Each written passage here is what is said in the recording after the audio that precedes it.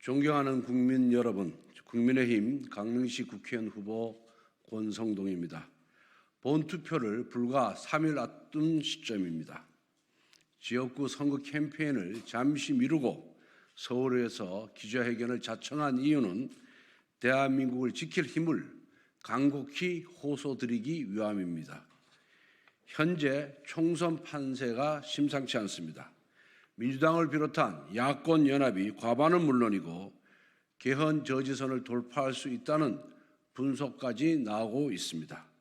이와 같은 불길한 예측이 만에 하나 현실이 된다면 대한민국은 돌이킬 수 없는 수렁으로 빠지게 될 것이 명확합니다. 지난 21대 총선에서 우리 국민께서는 민주당에게 거대 의석의 권력을 맡겨주셨습니다. 하지만 문재인 정부와 민주당이 돌려준 것은 극단적인 야만이었습니다. 시장 경제의 원리를 무시한 소득주도 성장이 자영업자의 삶을 파괴했습니다. 종업원은 고사하고 자기 인건비라도 건지면 다행이라는 소상공인들의 절규가 생생합니다. 부동산만큼은 자신이 있다던 문재인 정부의 연이은 실패는 지금 아니면 다시는 못 산다는 분위기를 조장해 집값을 폭등시켰고 청년과 서민들의 내 집 마련이라는 꿈을 앗아갔습니다. 산업의 토대가 되는 에너지 정책마저 이념으로 재단하면서 원자력 산업의 생태계가 무너졌습니다. 대신 규익이 대응과 재생에너지를 명분으로 국민의 혈세를 자신들의 착복수단으로 삼기도 하였습니다. 북한의 김정은에게 놀아났던 대북 굴종 외교는 국민의 자존심을 짓밟았습니다. 반면 대한민국의 외교 안보의 근간인 한미동맹은 크게 훼손되었습니다. 대한민국은 정부가 출범한 이래 600조 원대였던 국가 부채가 문재인 정부의 무분별한 재정 확장 정책으로 5년 만에 400조가 늘어났습니다. 기어이 국가 부채 1조 원 시대를 열고야 말았습니다. 모두 우리 아이들, 미래 세대가 갚아야 할 빚입니다. 존경하는 국민 여러분, 구리로 거울을 만들면 의관을 바르게 할 수 있고 과거를 거울로 삼으면 흥망을 알 수 있다고 했습니다. 제가 지난 문재인 정부와 민주당의 패배를 언급한 이유는 이들이 절대 권력을 쥐었을 때 똑같은 폭정을 반복할 것이기 때문입니다. 또한 이러한 폭정은 국민의 고통이 될 것이 명확하기 때문입니다. 오늘날 이재명의 민주당, 조국의 비례정당, 통진당의 후신인 진보당은 헌정사상 유례를 찾을 수 없는 극단주의 세력입니다. 이들이 국회에서 과반 이상 의석을 차지한다면 대한민국은 전례 없는 극단의 시대로 들어서게 됩니다. 민주당의 이재명 대표와 조국혁신당의 조국 대표는 정치를 하는 목적이 똑같습니다. 첫째, 국회의원 불체포 특권을 악용하여 자신의 죄악을 방탄하기 위함이고, 두 번째는 사적 복수의 수단으로 정치를 활용하기 위함입니다. 이러한 정당 대표 옆에 좋은 후보들이 모일 수 없습니다. 지금 민주당 후보들의 면면을 보십시오. 어떤 후보는 새마을 공고에서 딸 이름으로 불법 대출을 받아 고액의 주택을 매수하였습니다. 이 대출금은 힘겹게 생계를 이어가야 하는 소상공인의 몫이었습니다. 또 다른 후보는 역사학자를 자처하면서도 성상납을 운운하며 역사를 성도착증의 대상으로 전락시켰습니다. 그동안 민주당은 입만 열면 서민, 청년, 여성, 역사를 떠들면서 도덕적 위선을 부려왔습니다. 그러나 지금 민주당의 모습을 보십시오. 서민을 위한다면서 서민에게 갈 대출금을 챙기고, 청년을 위한다면서 자기 자식밖에 모르며, 여성을 위한다면서 가학적인 성의식을 보여주고, 역사관을 운운하면서 역사를 왜곡하고 있습니다. 조국 혁신당은 또 어떻습니까? 조국 대표부터 청와대 감찰무마 및 자녀 입시 비리로 1, 2심에서 징역 2년을 선고받았습니다. 어떤 후보의 배우자는 다단계 업체 수사 전문검사였다가 다단계 업체 변호사로 돌변했습니다. 변호사 수임료로 한 번에 무려 22억 원을 받았습니다. 그 배우자인 후보는 유감 표명 대신 제대로 정관예우를 받았다면 160억 원은 받았을 것이라고 강변합니다. 또 다른 후보는 한미동맹을 비하해 놓고 자신의 자녀 3명은 미국 국적을 취득했습니다. 지독한 위선과 이중성입니다. 또 다른 후보는 청와대 하명수사 및 울산시장 선거 개입으로 1심에서 징역 3년을 받았습니다. 선거사범이 공직선거에 출마했습니다. 방화범이 소방관을 하겠다는 말과 무엇이 다릅니까? 이런 정치인들이 모여서 무려 혁신을 외치고 있습니다. 혁신은 자신의 가죽을 벗기는 일을 말합니다. 그러나 이들은 정치 양심을 벗겨내고 있습니다. 민주당과 조국혁신당의 인사들이 여의도로 들어오면 정쟁의 극단을 보여줄 것입니다. 정치인은 위선적일수록 정쟁에 몰두합니다. 자신을 향한 비판을 외부에 돌려 자신의 치부를 은폐하려고 하기 때문입니다. 이미 21대 국회에서 민주당은 이재명 대표를 방탄하기 위해 습관적으로 국무위원 탄핵안에 불을 당겼습니다. 조국 혁신당의 조국 대표를 비롯한 인사들은 벌써부터 대통령 탄핵을 언급하고 있습니다. 21대 국회에서 거대 여당 민주당이 가장 열심히 한 것이 무엇입니까? 첫 번째는 당대표 방탄이고 두 번째는 입법 폭주입니다. 방송재갈법, 노란봉투법을 보십시오. 문재인 정부 시절 민주당이 다수 의석을 확보하고도 감히 입법할 엄두조차 내지 못했던 악법입니다. 그런데 정권 교체가 되자마자 민주당이 야당이 되자마자 수많은 악법을 날치기로 통과시켰습니다. 그 이유가 무엇이겠습니까? 국가적 피해가 분명한 악법도 정쟁을 위한 불쏘시개로 활용하겠다는 의지입니다. 이처럼 야당이 정쟁의 파상 공세를 펴는 와중에도 정부 여당은 힘겹게 국가 정상화를 위한 노력을 게을리하지 않았습니다. 굴욕적인 대북 정책에서 한미동맹 강화로 전환하였습니다. 망국적인 탈원전 정책을 폐기하고 원전 생태계를 복원하고 있습니다. 노조의 불법과 폭력이 난무했던 산업 현장에 법치주의를 바로 세웠습니다. 편향적 시민단체로 흘러갔던 혈세 낭비를 줄이고 있습니다. 이처럼 정부 여당은 외교와 안보, 산업과 에너지, 국가재정 등 국정의 핵심 부분만큼은 옳은 방향으로 이끌어 왔습니다. 하지만 야당이 과반을 차지한다면 지난 2년의 성과는 수포로 돌아갈 것입니다. 남은 3년은 정쟁과 혼란만 가득한 아수라장이 될 것입니다. 저는 지난 2년 정부 여당이 모든 것을 잘했다고 생각하지 않습니다. 분명히 부족한 부분이 있었습니다. 국정에 어려움이 발생했을 때 상세하게 설명하고 이해를 구하려는 자세가 부족했습니다. 정책을 추진하는 과정에서 국민과의 소통에 미흡했습니다. 정책의 구체성에서 신중하지 못한 측면도 있었습니다. 이러한 과거가 쌓여 오만하게 보인 것도 사실입니다.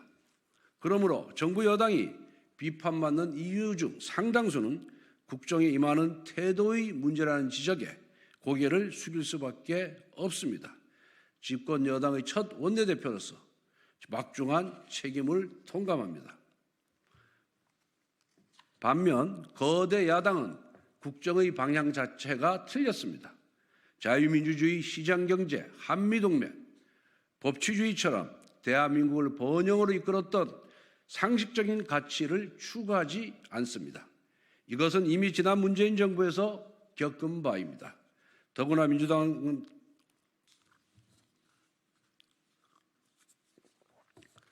더구나 민주당은 이번 총선에서 진보당과 선거연합을 하였습니다.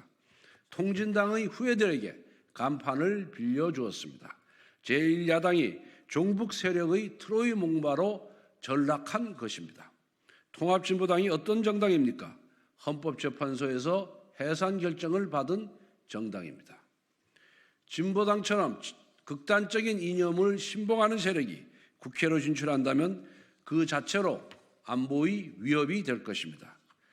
존경하는 국민 여러분, 정부 여당이 태도에 문제가 있다면 현재의 야당은 방향 자체가 틀렸습니다. 다소 부족한 사람과 동행할 수는 있어도 목적지가 다른 사람과는 동행할 수가 없습니다. 요즘 선거운동을 다니다 보면 유권자 여러분께 야단 맞을 때도 있습니다. 어떤 분이 저보고 이런 말씀을 하셨습니다. 지금 대한민국은 절벽을 향해 달려가는 열차와 같은데 여야는 좌석을 더 갖겠다고 싸우고 있다고 했습니다. 정치하는 제가 듣기에도 맞는 말이었습니다. 뼈아픈 지적이다 보니 거듭 죄송하다고도 했습니다. 그러나 국민의힘은 절벽을 향해 달리는 열차를 멈춰보려고 적어도 속도는 줄여보려고 노력하는 중입니다. 정권 교체 이후 정부 여당은 노동, 연금, 교육, 의료 등 여러 분야의 개혁을 화두로 꺼내 들었습니다. 이것은 수많은 이해관계를 조정하는 일입니다.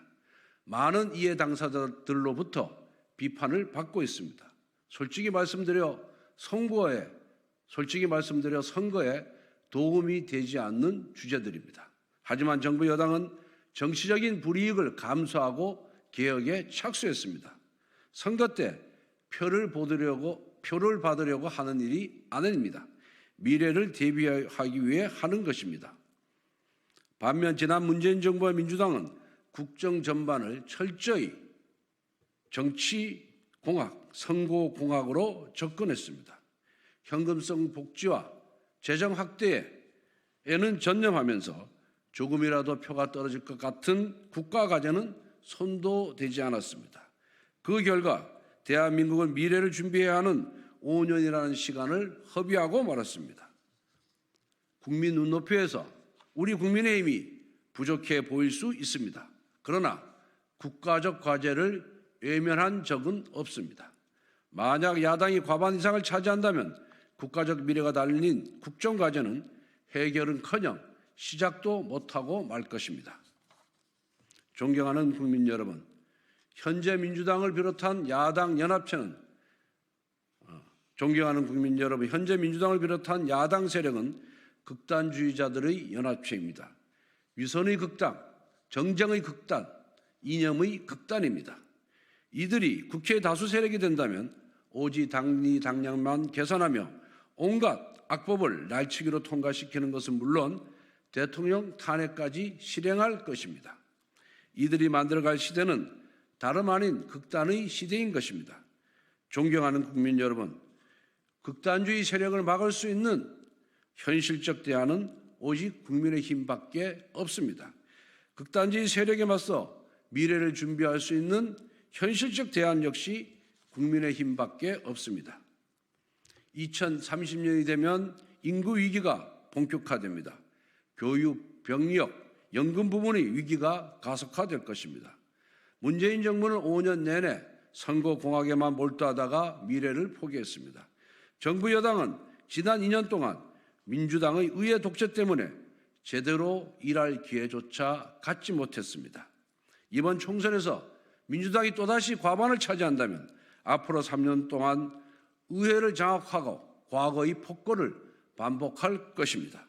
그렇게 되면 문재인 정부 5년, 윤석열 정부 5년, 도합 10년 동안 대한민국은 허송세월을 보내게 될 것입니다. 국가적으로 크나큰 불행이자 재난입니다. 존경하는 국민 여러분, 우리는 선택해야 합니다. 다가오는 위기에 눈을 감고 미래를 포기하는 민주당이냐? 우리는 선택해야 합니다. 다가오는 위기에 눈을 감고 미래를 포기한 민주당이냐? 아니면 위기를 직시하고 미래를 준비하는 국민의힘이냐? 둘 중 하나를 선택해야 합니다. 절박한 마음으로 호소드립니다. 저희 국민의힘의 손을 꼭 잡아 주십시오.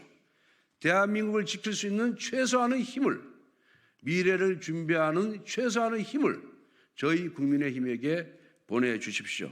다시 한번 간곡히 국민 여러분께 부탁드립니다. 감사합니다.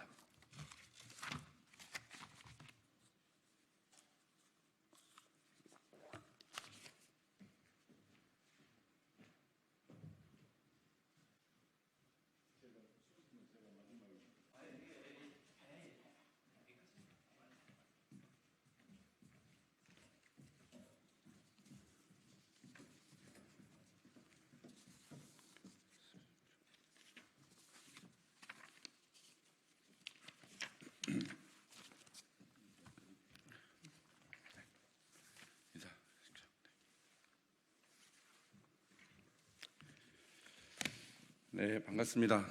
저는 국민의힘 동작갑의 후보 장진영입니다.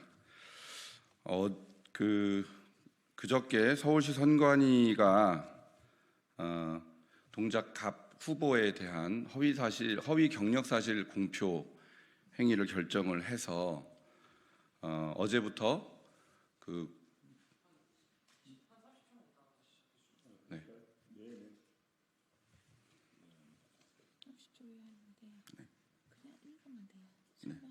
알겠습니다. 아니 저기 하려고 소개를 일단 해야 되니까.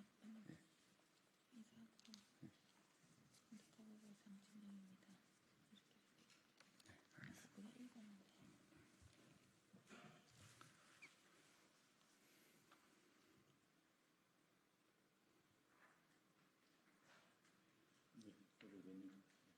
네. 네. 다시 한번 자리였다 경례. 네, 반갑습니다. 서울 동작구 갑 국민의힘 후보 장진영입니다. 서울시 선관위 동작갑 선거 개입 사태라는 제목으로 오늘 성명을 발표하도록 하겠습니다. 이 자리에는 조은희 국회 행정안전위원회 위원이신 조은희 의원님, 그다음에 국민의힘 지금 중앙선대위에 상황실 부실장을 맡고 계신 홍석준 의원님, 그리고 중앙선대위 부위원장 맡고 계신 정양석 부위원장님 함께 해주셨습니다. 저희 입장을 말씀드리도록 하겠습니다. 서울시 선관위의 동작갑 선거 개입 사태, 중앙선관위는 편향적인 서울시 선관위의 선거 개입 행위를 즉각 시정 조치하라. 22대 총선이 며칠 앞도 아닌 50여 시간 앞으로 다가왔습니다. 국민들은 다가오는 4월 10일 진정한 민의를 대변하는 후보가 국회의원으로 선출되기를 간절히 염원하고 있습니다. 그렇기에 선거의 공정성은 몇 번을 강조해도 지나치지 않습니다. 그럼에도 불구하고 선거의 공정성을 관리 감독해야 되는 서울시 선관위가 의도적으로 선거에 부당하게 개입하여 민의를 왜곡하고 민주주의를 훼손했습니다. 민주주의를 수호하고 독립적인 선거를 보장해야 될 선관위가 오히려 권력을 이용해서 법 질서를 무너뜨리고 선거의 가치를 파괴하는 사실은 결코 용납될 수 없습니다. 이에 철저한 조사와 관련자 및 책임자에게 상응하는 조치를 요구합니다. 서울시 선관위는 46회 사법시험에 합격한 동작구 갑 장진영 후보가 공직 후보자 공보물 경력에 세무사라고 표시한 사실과 관련해서 세무사 자격증 보유자가 경력에 세무사라고 쓴 것이 허위 경력 사실 공표라는 상식 밖의 결정을 했습니다. 홍길동도 아니고 아버지를 아버지로 부르지 말라는 것입니까? 세무사를 세무사로 부르지 못하면 뭐라고 불러야 됩니까? 세무사 명칭 사용 금지 규정이 있는 세무사법은 세무대리 등 세무사의 업무와 관련된 분야에 한해 적용된다는 것이 기재부의 입장이라는 것을 저희가 확인했습니다. 선거가 세무대리 행위입니까? 유권자의 투표가 세무사의 업무와 관련되어 있는 것입니까? 장진영 후보자가 선거운동하면서 세무대리 활동을 한 적이 있습니까? 중앙선관위는 동작갑 선거구에 대한 서울시 선관위의 선거 개입과 윗선 지시 여부에 대해서 한 줌의 의혹 없이 신속하게 조사하고 정부기관의 선거 개입을 중대선거 범죄로 규정한 만큼 이번 동작갑 지역구에서 발생한 사건을 편향적인 선거 개입 중대선거 범죄로 규정하고 서울시 선관위 관계자들의 직무를 정지시키고 엄중히 문책할 것을 요구합니다. 중앙선관위에 묻고 싶습니다. 서울시 선관위가 선거 중립 의무를 저버리고 민주주의를 훼손하는 데 앞장서고 있으면 누가 그들을 관리 감독할 책임이 있는 것입니까? 고양이 목에 누가 방울을 달 것입니까? 지금 선관위가 해야 될 일은 유권자에게 올바른 정보를 전달하여 선거의 공정성과 합리성을 높이고 민의에 역행하여 부당한 영향을 행사하려는 국가기관을 제대로 감시하는 일일 것입니다. 2024년 4월 6일 서울 동작갑 국회의원 후보 장진영입니다. 이상입니다.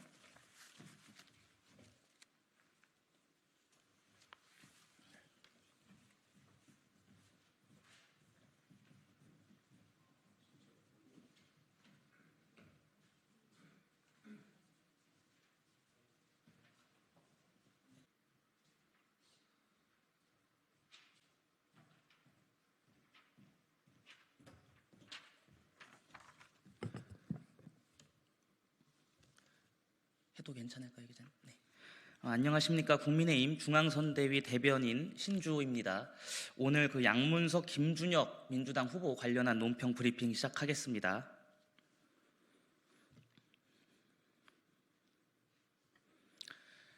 민주당이 국민의 목소리를 무시한 채 논란에 휩싸인 후보들에 대한 입장 없이 후안무치한 작태를 계속 이어가고 있습니다. 대학생 딸을 사업자로 둔갑시킨 후 거액의 대출을 받아 영끌한 경기 안산갑의 양문석 후보는 당선되더라도 수사가 계속될 것입니다. 만약에라도 당선된다면 보궐선거가 초래될 가능성도 있는 상황임에도 범죄를 외면하는 민주당의 오만함은 끝이 없습니다. 우리 가족의 대출로 피해자가 있느냐라며 적반하장식 태도로 나오다 뒤늦게 내놓은 반성문에 대출을 갚겠다며 아파트를 실거래 최고가보다 3억 5천만 원 높게 내놓은 위장 매매에 표리부동한 꼼수 후보를 지키겠다고 하고 있습니다. 하루하루 새로운 막말과 비하 발언, 각종 음담패설이 나오는 경기 수원정 김준혁 후보도 여전히 국민께 지지를 요구하고 있습니다. 김 후보의 막말 대상은 너무 광범위해 그의 입으로 인해 상처받은 국민을 헤아릴 수조차 없습니다. 더 심각한 것은 막말과 망언을 단순한 실수로 볼 수 없기 때문입니다. 뼛속 깊은 왜곡된 비하 인식은 자신에게 쏠린 시선을 피하려 겉으로 드러나지 않게 숨길 뿐이지 그 인식 자체는 변하거나 사라지지 않을 것입니다. 막말에 상처 입은 국민은 직접 나서서 김준혁 후보의 사퇴를 요구하고 있는 상황입니다. 이대 동문, 예비역 단체, 수많은 여성단체, 한국유치원 총연합회 등 남녀노소 불문하고 다양한 국민이 김 후보를 규탄하고 있으며 국민 눈높이에 어긋난 민주당의 행태를 성토하고 있습니다. 이것이 민심입니다. 문제가 있는 후보라도 내 편이라는 이유 하나로 그 어떠한 조치도 하지 않고 뭉개고 버티자는 식의 민주당의 안하무인에 국민의 분노는 커지고 있습니다. 범죄와 막말을 묵인하며 국민 선택을 요구하는 민주당은 공당의 자격이 없습니다. 국민 기만을 일삼는 민주당은 민심의 철퇴를 맞을 것입니다. 감사합니다.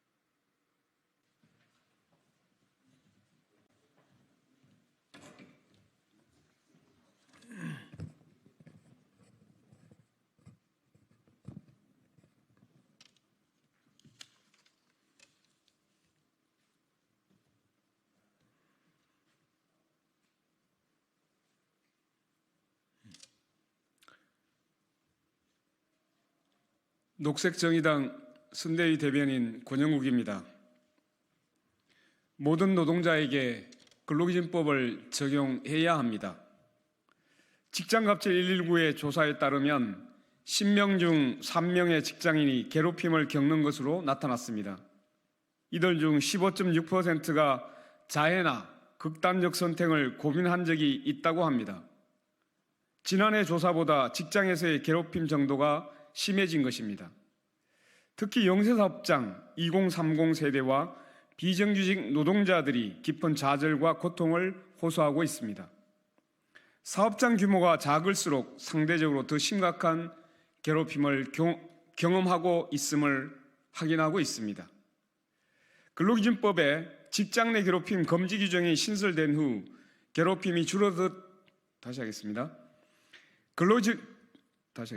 근로기준법에 직장 내 괴롭힘 금지 규정이 신설된 후 괴롭힘이 줄어들었다는 응답이 61.1%에 달하고 있습니다. 입법의 효과는 분명합니다. 문제는 근로기준법이 적용되지 않는 영세사업장과 가짜 프리랜서 사업장이 너무 많다는 것입니다. 그로 인해 영세사업장 노동자들, 비정규직 노동자들 다수가 법의 보호 바깥에 방치되어 있는 것입니다. 녹색정의당은 5인 미만 사업장인 노동자들에게 근로기준법을 전면 적용하도록 법을 개정하겠다고 약속드렸습니다. 모든 노동자에게 근로기준법을 적용하는 것은 법의 사각지대에 있는 영세사업장 노동자들, 2030 세대와 비정규직 노동자들에 대한 차별을 없애기 위해 관철해야 할 우선적인 과제입니다. 녹색정의당은 노동자들의 노동상품 보장을 위한 노란봉투법 입법에 앞장섰던 것처럼 근로기준법 전면 적용으로 노동법 사각지대를 없애기 위해 법 개정에 앞장설 것입니다. 또한 직장 내 괴롭힘 금지 제도의 실효성을 개선하기 위해서라도 적용 범위를 확대하고 벌칙 조항도 손을 보겠습니다. 녹색정의당은 노조 울타리 바깥에 있는 법제도 밖에서 고통받고 있는 영세사업장 노동자와 비정규직 노동자들을 위한 노동법 개정 투쟁에 당력을 집중하도록 하겠습니다. 여러분들의 지지를 부탁드립니다. 고맙습니다.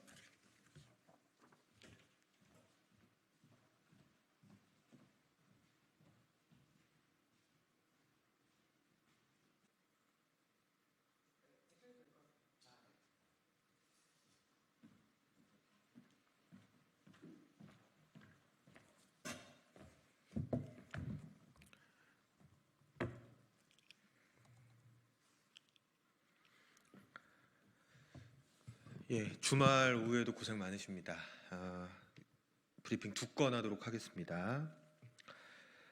대통령실 경호처 입틀막 경호가 자랑스레 홍보할 첨단 과학 경호인가? 대통령실 경호처가 첨단 과학 경호를 주제로 대통령 경호 홍보 행사를 5월 중에 열기 위해 행사 용역 입찰을 시작했다고 합니다. 과잉 경호로 논란인 와중에 경호처가 직접 기획하는 대통령 경호 홍보 행사라니 어처구니가 없습니다. 녹색정의당 당원이기도 한 카이스트 졸업생 신민기 님이 졸업식에서 R&D 예산 복원하라 라고 외쳤다는 이유로 거칠게 입틀막 경호를 당한 것이 채 2달도 지나지 않았습니다. 그런 시점에 첨단 과학 경호를 주제로 행사를 기획하다니 이쯤 되면 막가자는 것입니다. 거칠게 입 틀어막고 사지들어 연행하는 것이 자랑스레 홍보할 첨단 과학 경호입니까? 첨단 과학 인재에 입을 틀어막았으니 첨단 과학에 맞선 경호라면 차라리 이해하겠습니다. 대통령실 경호처는 대통령의 절대 안전을 보장하며 시민의 안전을 책임지는 돌봄의 경우, 개방의 경우를 알리기 위한 경호 활동을 소개하는 행사라며 이번 사업 목적을 설명했다고 합니다. 언제부터 입틀막 경우가 시민의 안전을 책임지는 돌봄의 경우가 됐는지 묻고 싶습니다. 반성하고 자중해도 모자랄 시기에 되려 본인들 홍보에 열을 올리는 대통령실 경호처를 보고 있자니 이 정권이 국민들을 얼마나 우습게 보고 있는지 깨닫게 됩니다. 독재 정권 시절 막무가내 청와대 경호실에 귀한, 차지철의 귀한이라 해도 과언이 아닙니다. 김용현 경호처장 당장 해임하고 대통령이 직접 사과하지 않는다면 3일 뒤 총선에서 반드시 심판당할 것입니다. 아니 이미 늦었는지도 모르겠습니다. 다음 브리핑입니다. 한동훈 위원장은 R&D 예산 약속하기 전에 사과부터 하는 것이 도리. 국민의힘 한동훈 위원장이 오늘 R&D 예산을 역대 최고 수준으로 편성하겠다고 약속했습니다. 이재명 대표를 향해 입만 열면 거짓말이라는 비난도 잊지 않았습니다. 입만 열면 모순입니다. 그간 한동훈 위원장은 노동조합, 야당, 교육계에 이어 과학기술계까지 카르텔로 뭉친 잠재적 범죄자로 다루던 검사 정치의 선봉장이었습니다. R&D 예산을 앞장서 삭감시킨 검찰 독재 정권의 기린하였던 그가 언제 그랬냐는 듯 말을 뒤집고 있습니다. 국민들을 바보로 아시는 겁니까? 그간 행보에 대해 최소한의 사과도 없이 남발하는 선거용 거짓 약속을 국민들이 믿어주실 거라 생각하는 겁니까? R&D 예산 삭감에 항의하던 카이스트 졸업생을 입 틀어막던 모습에 대해 한마디 사과도 없이 최고 수준의 예산을 약속하고 있습니다. 집단 건망증에라도 걸린 게 아니라면 이해하기 어려운 행보입니다. 한동훈 위원장은 오늘 약속한 R&D 예산 최고 수준 편성이 진심이라면 R&D 예산 삭감에 대해 사과하고 카이스트 졸업생에 대해서도 사과해야 합니다. 다시 하겠습니다. 윤석열 대통령 따라 아무 말 대잔치 그만하고 최소한의 진정성을 보이길 바랍니다. 감사합니다. 녹색정의당 부대변인 이세동이었습니다.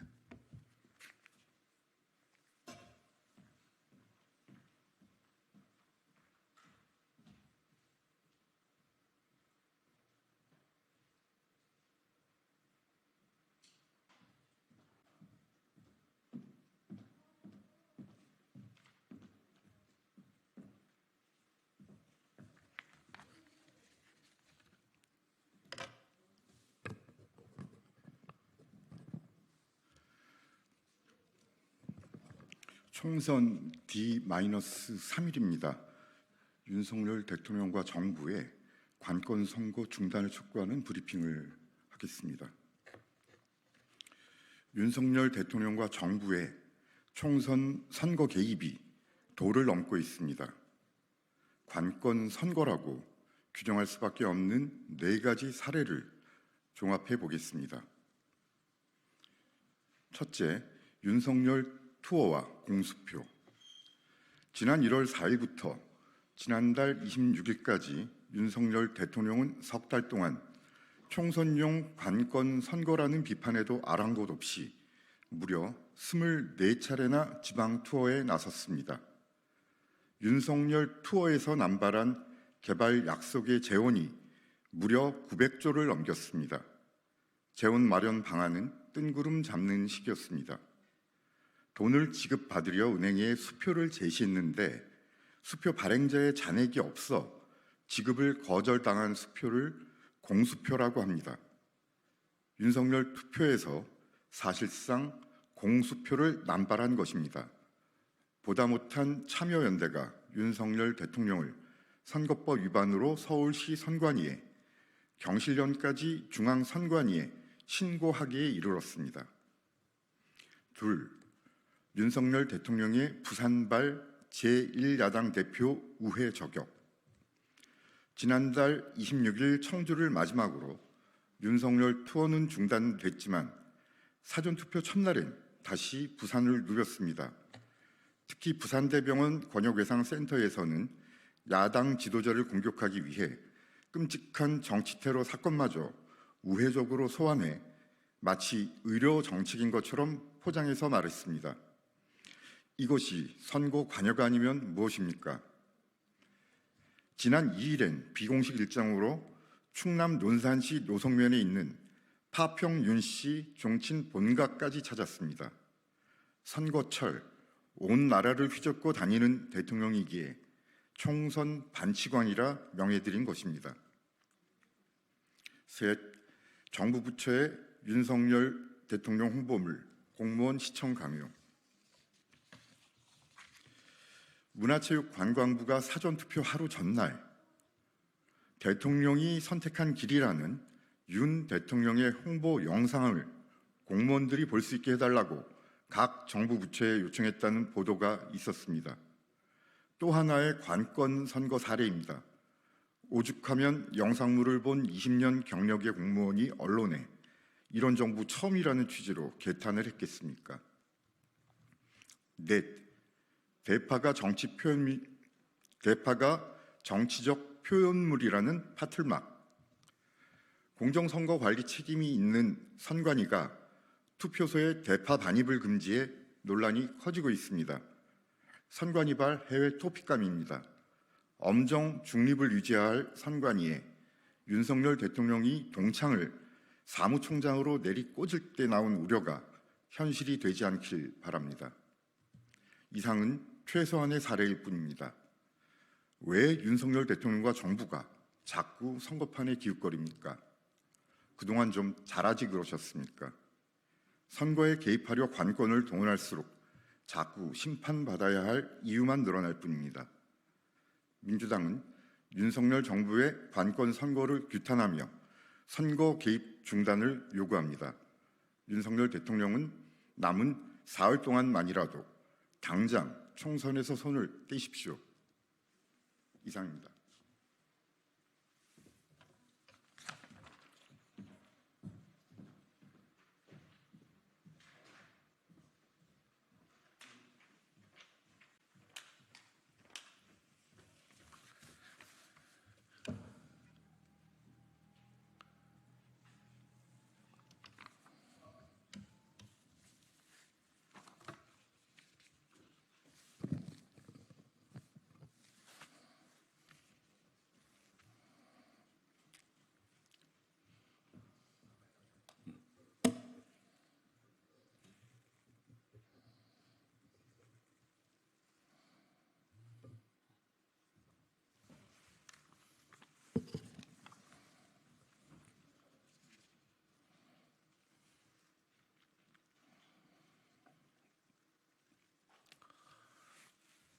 네, 새로운 미래 공동선대위원장 겸 수석대변인 박원석입니다. 민주당 광주 광산을 민영배 후보의 위장병역 의혹 논란이 매우 심각합니다. 본인의 해명이 오히려 더 논란을 키우고 있습니다. 언론 보도에 따르면 민영배 후보는 과거 군복무를 마치기도 전에 전남일보를 입사한 것으로 드러나 위장병역 의혹이 제기됐습니다. 민영배 후보가 군 복무 중이었던 88년 5월 31일자 동아일보 지면에 게재된 전남일보의 수습사원 모집 공고문의 지원 자격으로 남자는 병역필 또는 면제자라고 명시해 놓은 것으로 확인됐습니다. 당시 전남일보가 병역을 마친 사람으로 모집 공고를 내놓았는데 군인 신분이었던 민 후보를 채용했습니다. 앞뒤가 맞지 않습니다. 전남일보가 불법 채용을 했거나 민영배 후보가 전남일보를 속였거나 둘 중에 하나입니다. 아마도 민영배 후보가 당시 지원 서류에 병역필로 기재했을 개연성이 매우 높습니다. 만약 민영배 후보가 당시 지원 서류에 병역필로 병역 서류를 허위 제출했다면 공문서 위조 혐의와 전남일보를 속인 업무방해 혐의까지 물어야 하는 중대한 사안입니다.